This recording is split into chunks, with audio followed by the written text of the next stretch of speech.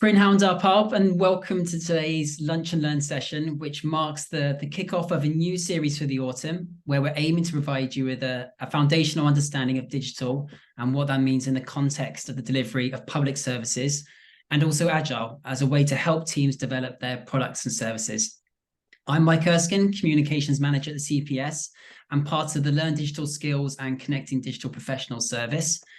Today's session will be recorded and made available to watch on our CDPS YouTube channel, where you can access all our previous Lunch and Learn series. So please, we can send a link in a follow-up email to that, so you can catch up on this one and also share it with any colleagues of yours that may have missed today's session. We have set this session up as a webinar, so you won't be seen or heard on screen unless you would like to come forward at the end to ask any questions.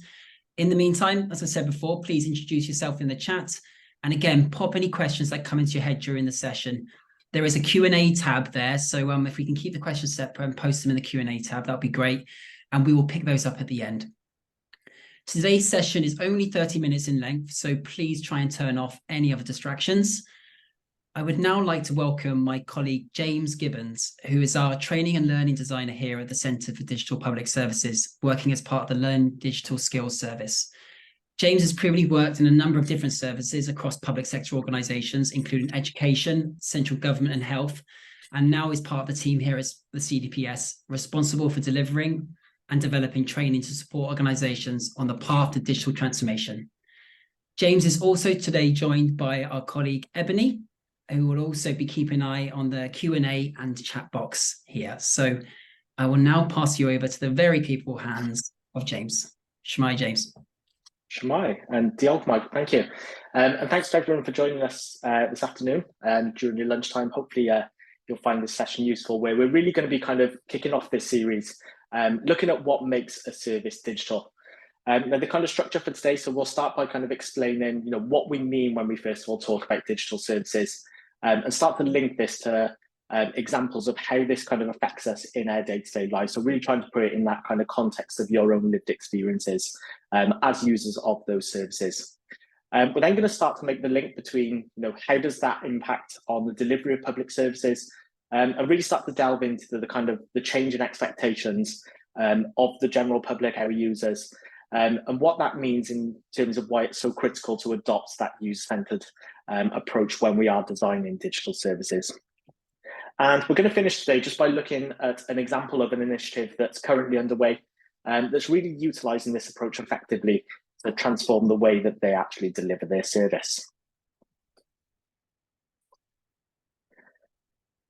So to start with, we wanted to kind of, go right back to the beginning, give you that introduction and that real foundation, and just start to consider from the outset, what does digital actually mean to you? Because this is something we first need to understand before starting to consider how we best approach on that kind of route towards digital transformation. Now, prior to the session, my colleague Elise sent out a Mentimeter poll just to kind of gather some feedback from participants on their experiences with digital, what it meant to them and how that kind of impacts them in their day-to-day lives. So we're going to look at those second half of questions in a bit, but the first one we want to touch on is this whole idea of digital and what it means to you. And the purpose of that is just to kind of start to understand, where you feel you are in your knowledge of digital. So you should see on the screen just some of the responses. We had to split these up over 2 slides, so I will flip over to some of the others in a moment, just so you get to see the full range of responses that we received. But regardless of these, there's a number of common themes that kind of emerge from the responses that we've seen. Obviously, there's a lot of talk, as you kind of imagine, when you seem to hear just this word digital, and it's very synonymous with technology. So it's no surprise really to see a lot of people kind of referencing this idea of digital is using technology, and that is part of it, and that's something that we are going to touch on again in a bit. Again, there's also this kind of idea of it's putting things online, putting things on the internet, putting things onto devices that we can interact with in a digital way. So this whole idea of changing from maybe some of the more traditional ways we've approached things to ways that kind of utilize technology and utilize that connectivity that it provides is something that resonates a lot more with people.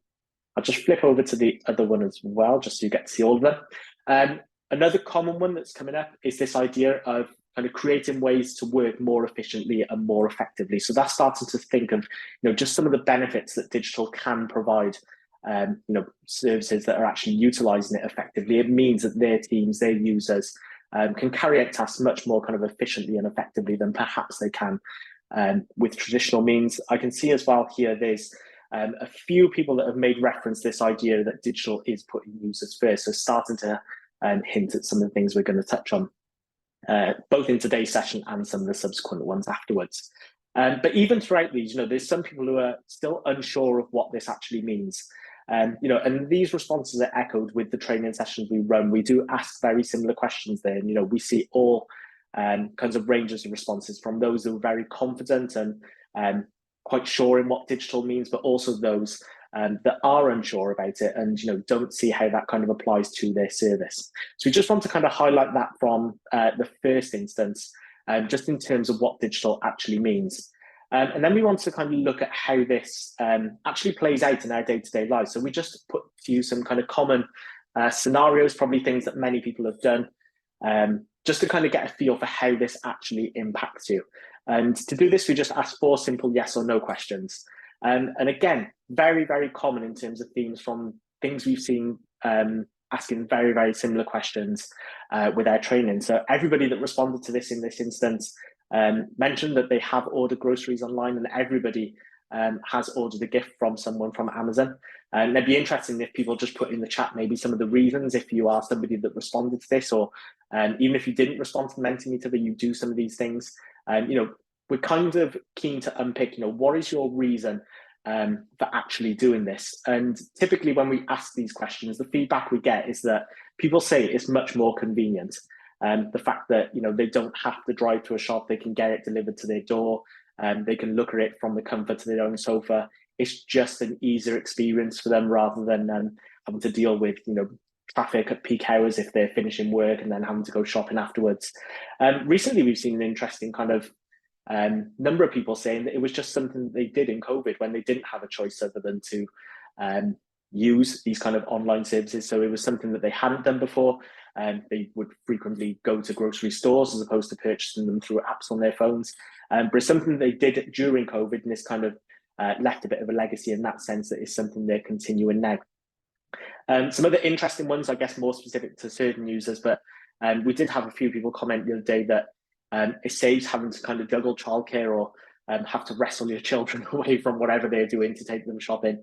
So again, kind of hinting at that convenience, or even just some of the practicalities of it. So somebody mentioned the fact that they didn't drive and they had a dog and had to lug around 20-kilo bags of dog food, which doing that anyway is very, very challenging, never mind if you don't have access to kind of personal transport and you have to do that whilst using public transport. All these things have fed into the reasons why just some of those users that we spoke to ordered groceries online. And much the same is the case with Amazon. Again, it's convenient, it's easy. There seems to be almost everything you can possibly think of under the sun that's listed there that's available. You don't have to go to certain places, all kind of under one digital roof. And also lots of people mentioned the fact that, it is easy. It's easy to track, within an hour when it's going to be delivered, you can see the progress of your order throughout. So overall, it just acts as a more convenient service for users as well. Just some of the other ones we asked, and again, these are very in keeping with responses that we've seen whilst running the training. The fact that there's a few people that have said yes, they have an elderly relative that uses the internet to book a GP appointment, whilst the vast majority of respondents in this case said no. And again, that doesn't necessarily come as a surprise. And what we found when running our training sessions is that some of those people that do say yes often do so because they say that's the only way that their GP surgery actually allows bookings now. They've kind of switched off those more traditional methods of phoning up, and they've moved towards this digital system, which is why they're kind of forced to use it. Quite often, though, people have mentioned the fact that this does provide a barrier, particularly for kind of elderly relatives, maybe those that don't have the same level of digital skills. This does act as a barrier, which does make it challenging. They've had to kind of handhold them and support them. A number of people have said, where they have had to use this, it's often not slick. there's data that doesn't necessarily get passed through. So there's questions they'll be asked that aren't kind of relayed when they go to their appointments. I'm yet to hear of anyone say they actually do this and it's absolutely brilliant and flawless. That's not to say that doesn't exist, but at least to the people we've spoke to so far, there's been a number of barriers to this. And interestingly, the vast majority of people weren't doing these things 15 years ago. And just kind of on that note, it's interesting people mention that, especially the last question as well. Because just thinking back to the definitions that people mentioned earlier, there was a lot of talk about those kind of themes of technology, putting things online, etc. But when you think about it, it's actually not about the technology. That's just kind of part of the puzzle for the reasons why we actually do these things. In order for us to actually do these things, they need to work effectively. And it's ultimately not just a case of taking something that was once done manually via paper, or you had to go somewhere, and simply putting it online. Just going back to the examples from earlier, nobody necessarily mentions that they decided to order their groceries or purchase a Christmas present from Amazon purely because they wanted to use their new phone or new tablet or their laptop, as opposed to actually going to the shop. It's much more than that. It's really just about people. It's about our kind of changing lifestyles, our habits, our expectations, and the same is true of our users of our public services as well. So we've kind of found this definition, which is widely quoted, that we feel really encapsulates this idea of what digital actually is. And this was written by Tom Loosemore, who was one of the founders of the government digital service. And even if you just read his quote, technology is the last thing he mentions. And instead, this idea of kind of being a digital organization is much more about kind of delivering the best service possible for our users. So just going back to some of those digital examples earlier, we could go to a shop and buy that Christmas present, and ultimately that fulfills your need as a user, the same as purchasing it off Amazon. But even when making that decision, there's a number of things that a user might have to consider. They might get to the shop and that item might not be in stock. Or maybe they don't live near to a place where they would actually stock that particular item. Or maybe they don't even have a means to get there. Nowadays, our kind of expectations of how we engage with these services and how people in general kind of engage with these services is very different. People want to get things quickly. There's this kind of Amazon culture where we want something and we want it in our hands as fast as possible. And Amazon provides a service that very effectively meets that need, which is why it's kind of so popular, as we've seen from the results here. And even in kind of regular brick and mortar shops, is starting to see that kind of shift of adoption of technology, even within those kind of more traditional spaces as well. When you think of things like online stock checking to see if an item is in store prior to actually going there, or click and collect, where you can actually order an item and collect it within an hour. And you're almost kind of getting this hybrid experience there, where you get to do the things in a more traditional sense, but also using some of the benefits that technology provides. So in essence, technology really is an enabler, but ultimately what makes a service great, whether it's using technology or not, is its ability to effectively meet the needs of the users on the other end. So just to put this into the context of kind of public sector delivery, because ultimately that's what we're all here for. In the last few years in particular, there's been real kind of significant commitments to this idea of digital in Wales at a national level. And much of this kind of originated in 2018 with a report called System Reboot, where there was a number of kind of recommendations and ultimately kind of reached the conclusion that public service providers in Wales do need to improve, and that we need to kind of take this coordinated approach to make sure that we can all unify to take full advantage of the transformational benefits that digital can provide. So just to kind of recap, they recognized that it wasn't just about the technology or the IT or the systems are in place. It was much more about the people. It was about kind of changing cultures, adopting new ways of working, designing services with the user at the center so that we can meet their needs, and validating that with data so that we were using data to make decisions. But ultimately, why should we actually care about that? Well, if you consider the technology landscape, the tools and things that are available today are getting much more sophisticated. They're getting more cost effective, and this evolving all the time. And ultimately what this means is organizations that are using this kind of effectively can work much more efficiently. They can work more effectively and ultimately better meet the needs of the users. And as a result, those that aren't kind of primed or in a space where they're able to take advantage and realize the benefits that they do run the risk of kind of getting left behind and maybe wasting time or precious resources on those outdated systems just to make them work for users. And that's users both in terms of users of the service, but also staff within those organizations as well. So ultimately, without that digital transformation, as we said, those services risk becoming inequitable, ineffective, and unsustainable. And that's where the digital service standards really do come in to help. And these really kind of set the gold standard for what services should be aiming to achieve when they're embarking on this digital transformation. So these lay out the expectations of those kind of new and redesigned digital services that we have within Welsh public sector organisations. And these are split into 3 groups. And we won't delve too much into the specifics of each one, but we'll cover the kind of broad categories. So the first few are focusing on this idea of meeting user needs. So putting the user at the centre and then designing our products and services around those so that we best meet their needs. There's this idea of kind of creating digital teams, so them actually delivering on those kind of products and services to meet those user needs, how they look to work out in the open and share their progress. And this idea of kind of iterating and improving frequently. So rather than being kind of held to a big launch date, how do we kind of make those steps of improvement over time and get something that works for users into their hands quickly so we can inspect and adapt as a result.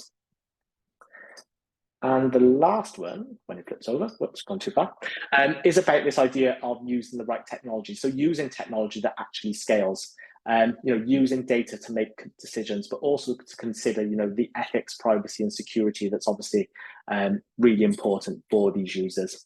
Now, that's just a kind of whistle-stop tour of the digital service standards, but there is much more information about these on our website. And each standard does have a definition, but also a section that talks about, why this is actually important, and crucially, how to kind of get started with adapting and applying this to the services that you're actually running. And like we said, these do explain and describe, what is the gold standard that we should ultimately be aiming for? What is the best in class? And it is still early days, and there's much more work to kind of come to demonstrate to organizations, how you can successfully implement those. So if there's anything you see here that you feel that you're not doing at the moment, don't worry about that. Like we said, this is really the gold standard and what the pinnacle of what we should be aiming for. So we recognize with organizations, there's still some work to do to make sure that we're implementing those effectively. So just to finish off, we want to kind of touch on a real life example of where this is actually working in practice. And I just want to reference a piece of work that's currently underway. It's led by Digital Health and Care Wales, but also supported by us here at the Centre Digital Public Service. And this is focusing on a digital maternity record, and it's really seeking to kind of leverage the benefits that digital brings to us so that we can ensure that that service is best placed to meet the needs of users. So here are just some of the aims of the project, but the programme of work here is really looking to kind of research the needs of users who use those maternity services within Wales. And this really links back to this kind of the concept of digital and really serves as a bit of an introduction for the follow-up sessions that we've got planned after this, where we start to introduce Agile, where we'll cover that in a lot more detail. And even just through the aims of this project, what they've done is carried out that user research up front so that we can actually understand what the needs of our users are in the first instance. It's not the kind of more traditional route of kind of identifying what the solution is and being wedded to that from the start, but instead looking to kind of develop and design something that's based with those user needs at the centre that we can then adapt and inform the development of as we learn new information as we go along. And these are just some of the problems that their user research has actually raised that they're looking to solve as a result of that. And it's just worth kind of mentioning, currently, as people probably are familiar with, the maternity service here in Wales is heavily reliant on those kind of paper-based clinical records that was pictured just a few slides ago. And In this instance, what makes this piece of work so great, despite being in the really early phases, is the fact it's not just looking to kind of throw technology at the problem and hope that that actually solves it. Instead, it's taken that approach of understanding what it is that users need, and look at the opportunities that technology can actually provide to solve some of those real problems that are experienced by users. And ultimately, based off what we're learning about them, so that we're best placed to meet their needs. Now, as you mentioned, this project is still very much in the early stages, and the program work is only currently at this point. But even just looking at some of the things they've identified here in terms of problems they're solving, it's easy to see how digital can maybe bridge some of the gap and reduce some of the problems that the users are currently facing. And that's not just users of the service, but also the staff involved in the delivery of those services as well. So if we just take this idea of the potential to enable the better reporting of data, ultimately, if it's held in that paper-based record, that does make it very difficult. Whereas having a kind of digital accessible format, rather than something stored on paper, will make that kind of reporting much, much easier.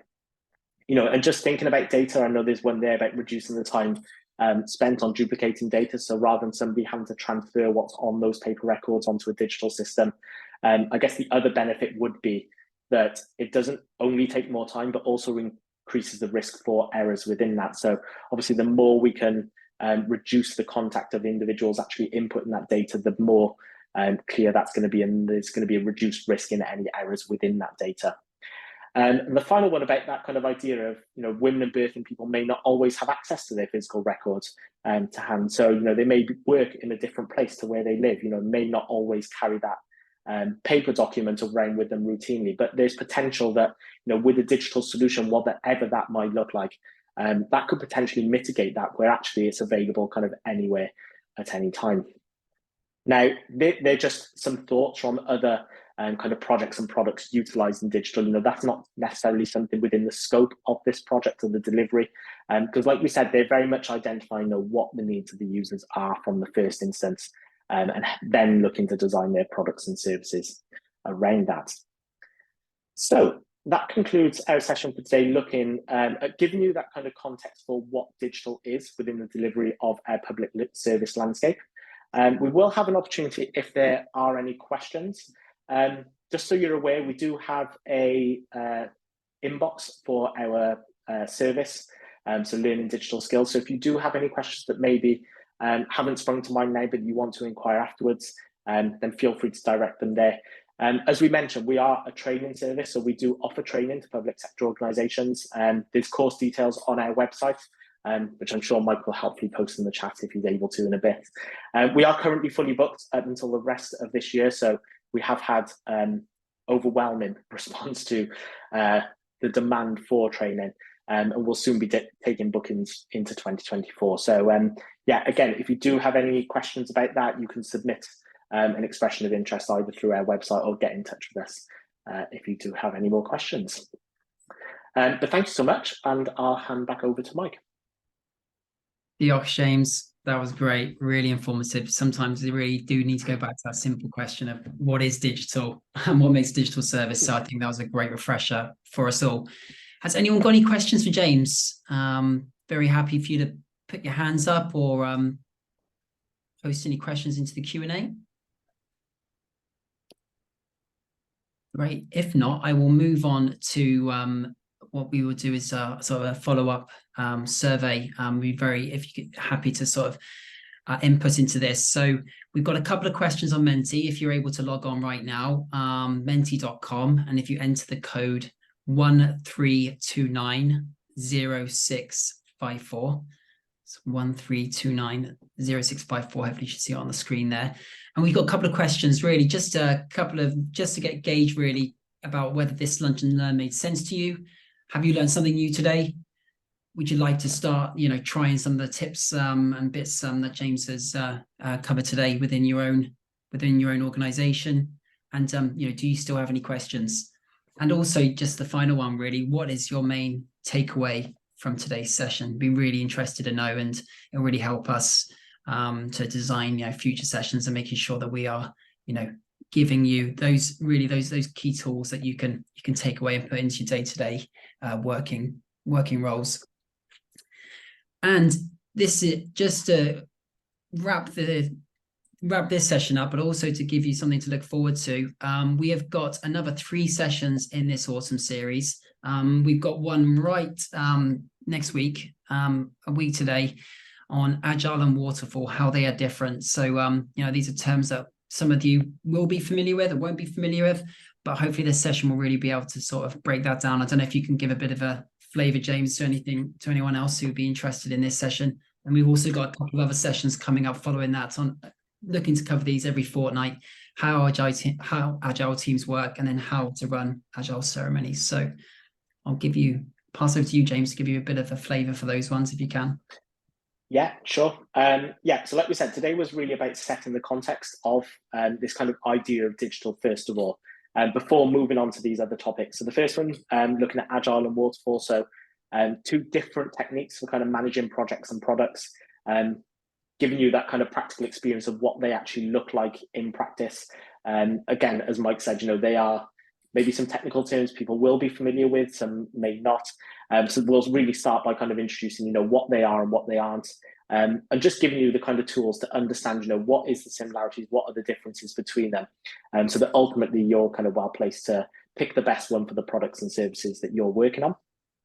The second one then is, the third one in this instance, is looking at how agile teams work. So waterfall is very much a kind of more traditional way that we typically see teams managing projects and products within public sector organizations.